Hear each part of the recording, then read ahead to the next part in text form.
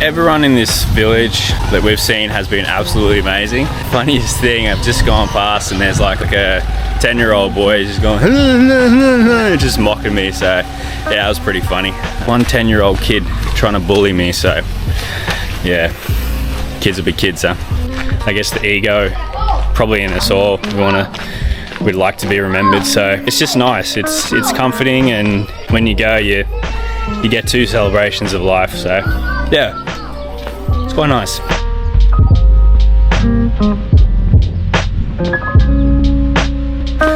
Welcome to the second day of the homestay.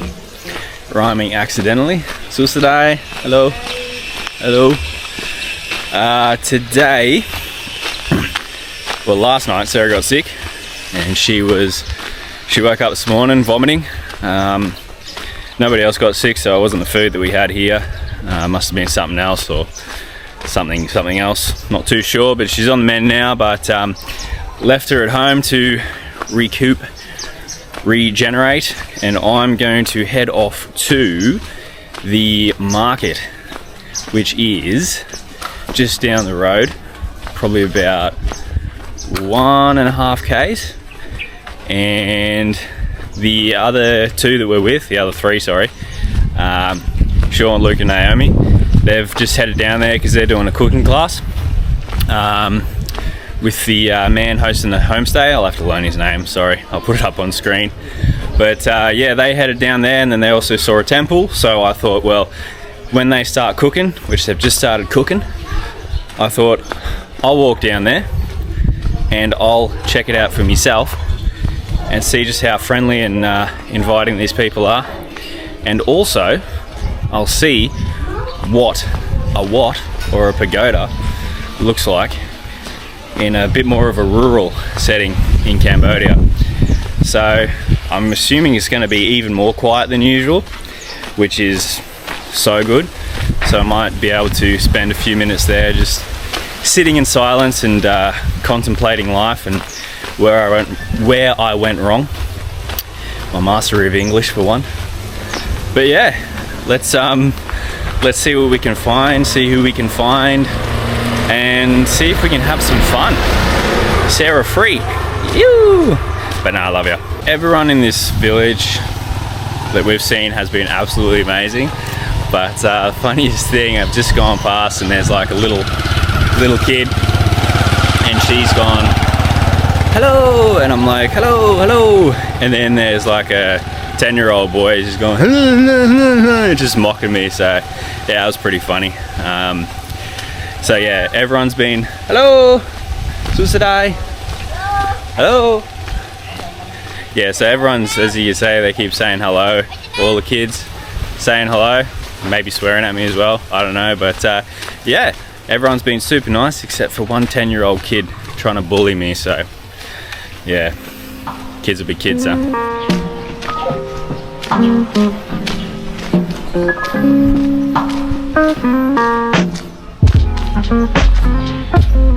So as we're coming down toward the market, getting further into the center of Puak, there seems to be some slightly nicer houses, and as you saw that one, they've just gone for the completely unfinished exposed brick look, because I saw that they had washing hanging up in there, so I'm assuming people are living in there and they have cars parked and motorbikes, so yeah, no doors yet, but I guess they're coming soon. But it's not all, there is a bit of difference in the places here. Yeah, it's a bit of a difference already, and I'm only about 500 meters down the road, so. And this thing looks to be a small worship area. Not quite a pagoda, but the front of one, I don't know. I don't think it's a house. And then, just next to this house, looks to be a rice field.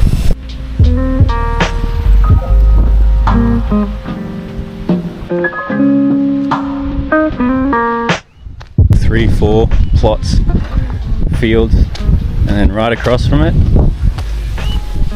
the Moni Somphos guest house, which looks very new, very recent, and very large for this area, so quite the juxtaposition.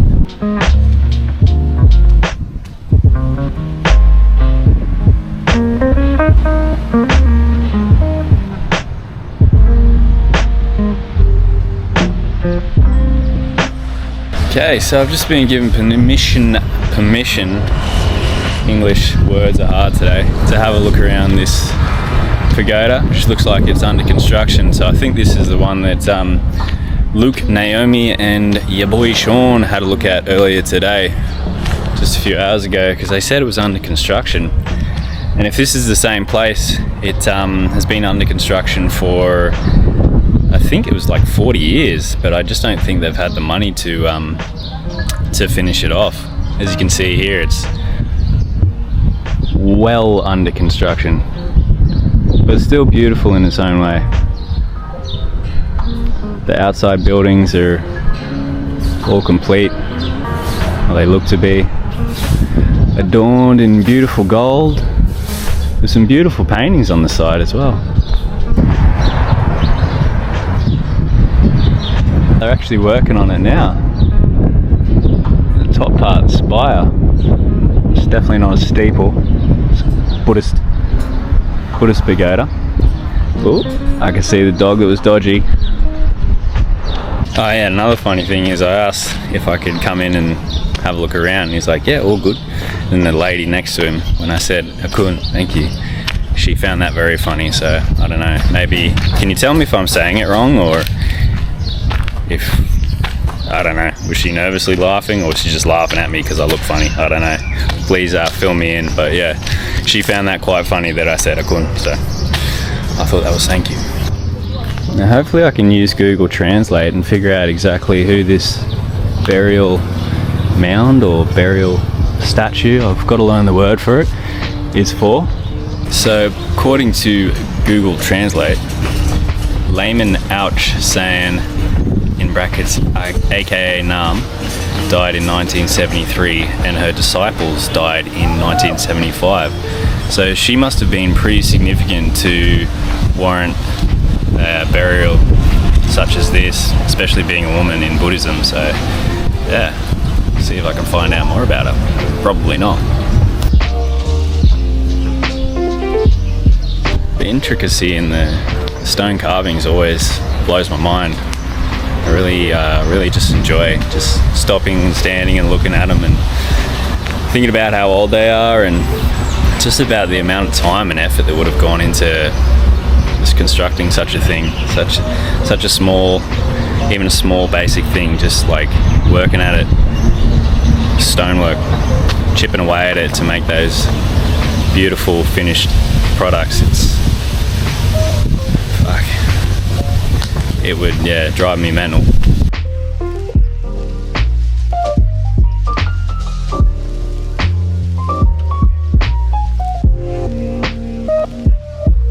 Once again, Google Translate, don't let me down. But this was a stupa built by H.E. Kang Sithon Lok Chumtev Eng Sofal, dedicated to disciple, built Ben Lon on Saturday 7th of May, December 27th, 2014. So I'm not sure if it was built in dedication. Oh, Ben Len, disciple Ben Len, sorry. There it goes. There's Google Translate getting the angles right. So yeah, that was built for Ben Len. So no idea who he is. I'll see if I can look him up on Google Maps. On Google and find out if what significance he had. So no surprises, Google let me down, no idea who Ben Len was. But if any of you Cambodians see Khmerfood or Puokians, if that's what you call, probably not, if you could fill me in on his significance, that would be greatly appreciated. But I think that's a pretty fringe question to be asking. Yeah, I definitely appreciate if I don't get an answer, but oh well, we tried. But now I'm going to head down the main road back toward where we are staying. Hopefully by doing this there'll be less dodgy dogs, because when you're in the city, dogs, I've said this before, but they're usually more used to interactions with strange people. But here in the more rural side, they're not as used to it, and also they are usually people's dogs, or at least people feed them, and they're protectors. They're more guard dogs in these more rural areas, which is good, because it means that they've got an owner, they get fed, and they're all sorted. They're not out on the streets, you know. Just like in the cities, there's less of them, but they do seem to be more territorial. And I had one bark at me and then follow me for a while, which I was like, love dogs, but please don't make me do this. She's a big pagoda, and yeah, it looks pretty much finished. Like all of the outside areas, like the outside buildings, they all look like they're done. So it just looks like that main one is the one that they're still working on, but I'm sure they'll get there. It's been 40 years, what's another 40? Same, but just walking along the legit main road now, with this as my footpath. Try not to get run over. Best to jump off the road, I'd say.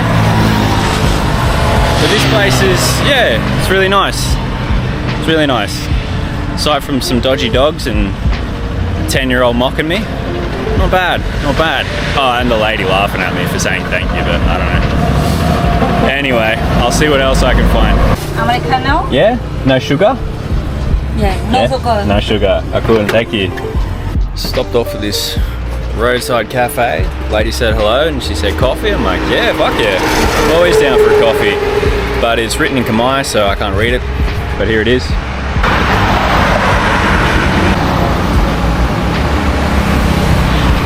Next to the local telephone store. Let's go.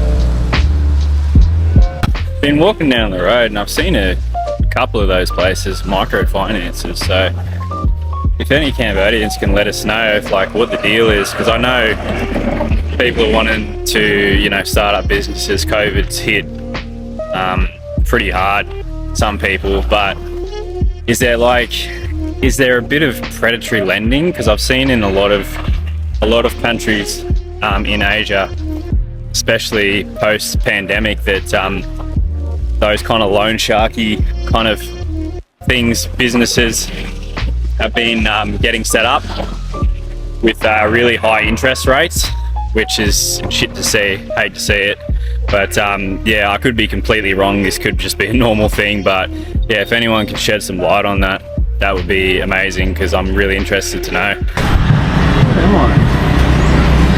Okay, I've just pulled in at a market on the side of the main road.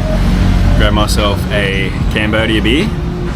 So just had a coffee, so to counteract that high, I'll have a low. So stimulant, the coffee, depressant, alcohol, beautiful. It'll bring me back to my normal self. But at that coffee place, I was talking to a chap named Sai, and he had some pretty good English. He'd been to all the places that we're planning to see, you know, Battambang, Phnom Penh, Kep, Sihanoukville, I think it is. Still saying that wrong, I'm sure. Kampot Kep. His favourite was Battambang. He said it's kind of like siemreap but smaller.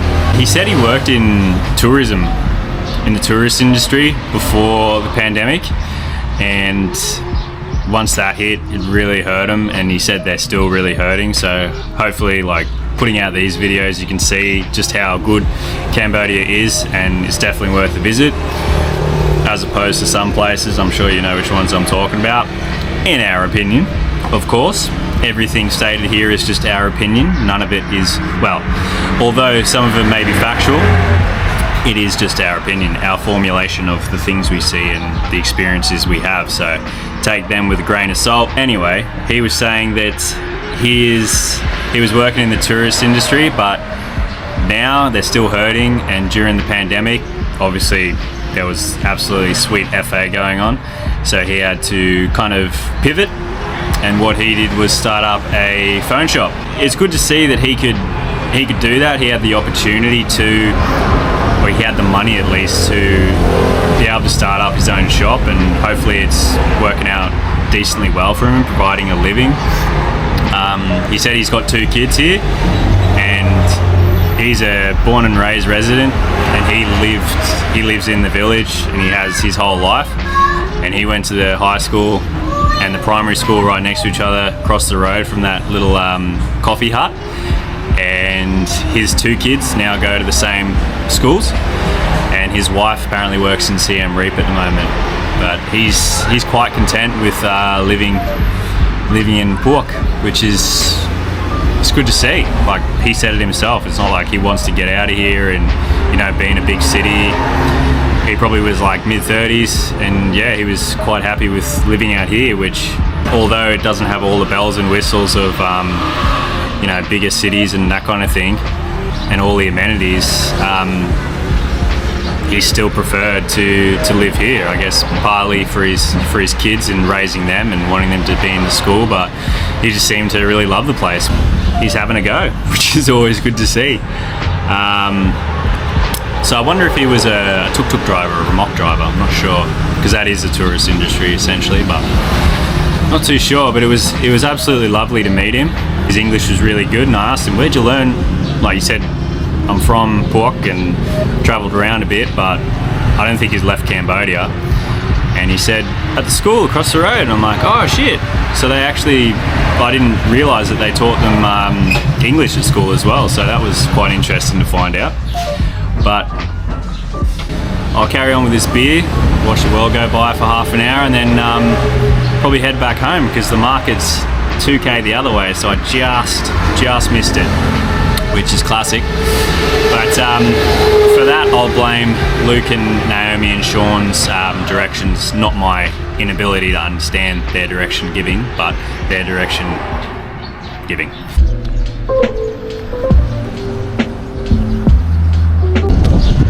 Okay, beer done. Another word I have to learn in Khmer is trash, garbage, rubbish. Didn't want to just leave the can there. It wasn't a rubbish bin, and I went in, there was a different dude who had no English, and I was like, giving him the can, I'm like, do you have trash, rubbish, garbage? I held it up, I'm like, trying to drop it, like,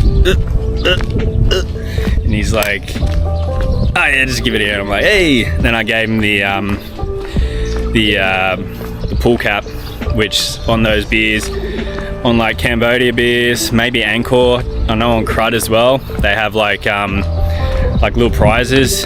If you get one that says a free beer, usually they're 2,500, and then you give it to the vendor, and for 500 real, which is the equivalent of like 12.5 cents, you get another one, so that's pretty good. But I found the road that leads to the accommodation. Unfortunately, I couldn't get down to the market, I think I said that, but it was 2 kilometers from where I was when I found out where it is. So I was like, yeah, nah, this will do me, and this video will probably be either hated or tolerated, because it's just going to be me walking around. So just one half of Franc and Sarah, and the worst half, I'd say. But I've had a good time. I've learned a few things. Apparently delicious in Khmer is chiang. So I learned that from Sai, he taught me that, and I said it to the coffee vendor, and she was like, oh, thank you, I could. And she hit me with that Y, as they say in Thailand. I'm not sure how they call it in Cambodia, in Khmer. Another thing I need to learn, but we all know the bow. But yeah, it's been I've actually learned some things, which is great. Learn more about the destinations we're going to be traveling to in the near future, and just learning a bit more about Cambodia and how it's traveling post-pandemic, which is, I know that it hasn't picked up near as much as Thailand, but it's just, from what we've seen so far, it's a beautiful country. So today, filled with like absolutely amazing people, whether it be in the city or in more rural towns like Phuoc, where I am right now. But yeah, hopefully these videos from not only ourselves, but from Sean, Frugal Wanderer, and from Luke and Naomi, two mad explorers, and also any other YouTubers that are coming out to Cambodia, they can, you know, kind of reinvigorate the interest that tourists have for Cambodia, because it's got a lot to offer from what we've seen. And I just can't speak highly enough of the locals as well. Just the Cambodian, the Khmer people, they're just absolutely amazing, especially since the really quite recent hardships that they've been through. For how welcoming, for how friendly they are, is just absolutely amazing, and it blows me away. Not until we got here did we actually really consider just how recent the whole Khmer Rouge genocide was. Yeah, it is hard to hear about, and yeah, just to see that, like, yeah, just to see these people, these Cambodians, these Khmer people were the ones subjected to it. It's absolutely astonishing, and the way that they've bounced back is just a testament to just how, I don't know, the country as a whole, just the culture, the people's strength, their integrity, and just their outlook on life. And maybe Buddhism plays a decent part in that, I'd assume so. But yeah, it's beautiful, and I've had a great time just walking around for a couple of hours. And luckily it's been overcast, a little bit of rain, so it's not been too hot, but 100% no doubt I've got sunburnt. But that's just what happens when you got a mad ginger beard. But yeah, I'll head back to the accommodation, see if anything else happens along the way. Hopefully not. Well, you know, hopefully nothing bad happens. Hopefully I don't get run over. Ooh, there's a dog. But yeah, it's been a great day, and I hope you've enjoyed just walking around Phuoc with me, just a little bit of Phuoc, and hopefully you give Cambodia a chance, because it's absolutely amazing. Beautiful place. Ooh, there's a dog. Good boy. You just wait on the fence, on the wall. Good boy.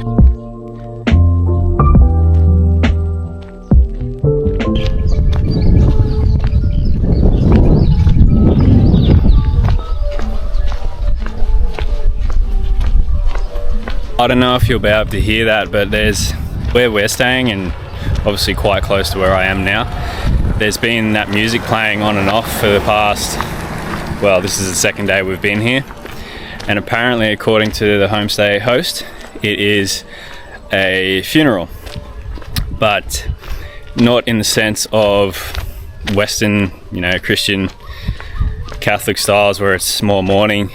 I think, well, I'd assume there would be mourning, but it seems to be more a celebration of life. And he was saying that usually if they're richer, they'll have like 3 days of this music going, this celebration of life, and if they're poorer, it could be 1 or 2 days. Depends on the person, I guess, but they'll do that, and then he said they'll take their body to the pagoda. They'll be cremated, and then after they're cremated, they'll take a little piece, I think the bone, they'll take it home, and then I think it was 6 months later, they will have another celebration of the life, he said, to keep the spirit, to give it company, and I don't know, maybe to give it even closure. Please let me know if I'm completely messing this up. But yeah, to give it some company, some closure, and then they'll take those small remains and they will put them into, I think, the river. Hello, the river, or out into the fields, into the forest, into the jungle. So yeah, it's kind of nice in a sense that there's not only one celebration of the life, but there's another, especially because, I mean, life's a big thing, really, isn't it? So just to not have one day of mourning and then to be forgotten, but to have those several days of people celebrating your life, and then to have even 6 months later a remembrance and a celebration again of that person is, yeah, it's pretty cool to me. I really like it because, yeah, you know, like, it's the ego talking, but you'd hope that people remember you, but, you know, as you see, once you have the funeral, life goes on and people really close to you will remember, but for the most part, you're just forgotten, which is just the way of the world. But I guess the ego, probably in us all, we'd like to be remembered. So I guess, it's just nice. It's comforting, and yeah, when you go, you get 2 celebrations of life. So yeah, it's quite nice. Okay, so I made it back. I don't know if you'll be able to hear it. Hopefully it picks up, but that's the funeral music, I've been told.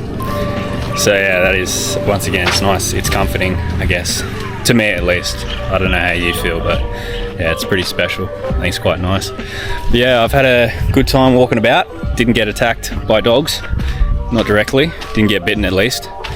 Got to spend a bit of time away from the rest of them, and yeah, I got to learn a few things, which is awesome. Got to speak to a couple of locals, and saw a pagoda. That's always a dope thing to see.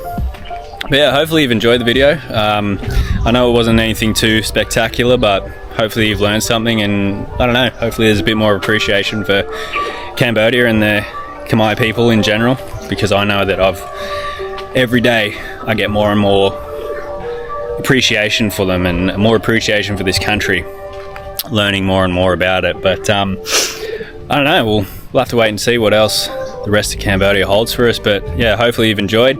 Like and subscribe if you'd be so kind, and we will see you for day 3 of the homestay in Phuoc.